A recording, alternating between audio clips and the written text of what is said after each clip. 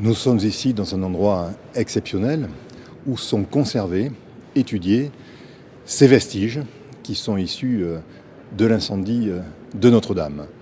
Ils ont une valeur historique patrimoniale exceptionnelle.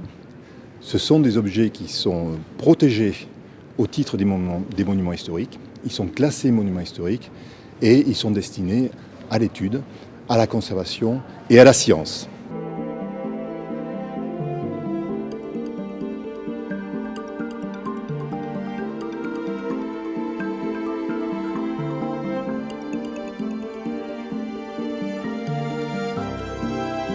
La charpente avait été numérisée, la forêt avait été numérisée avant l'incendie, donc c'est une grande chance. Mais beaucoup d'éléments de Notre-Dame n'étaient pas connus.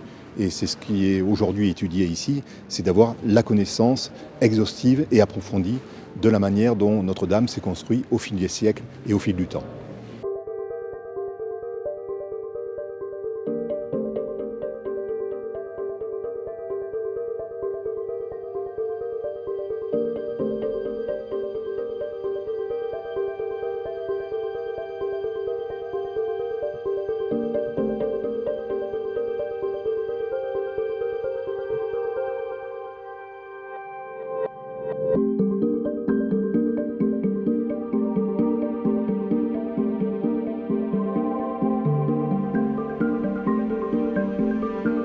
Une des contraintes principales, c'était d'avoir une sorte de fouille par procuration. C'est-à-dire qu'en fait, les archéologues ne pouvaient pas accéder aux débris eux-mêmes, puisqu'ils étaient sous des voûtes qui menaçaient de s'effondrer, notamment dans la phase de travaux avant le chantier de sécurisation. C'est-à-dire qu'il a fallu procéder, donc une fois qu'on a fait nos relevés photogrammétriques, procéder avec des engins télécommandés qui allaient prélever les éléments, mais soigneusement en fonction du repérage que l'on avait fait.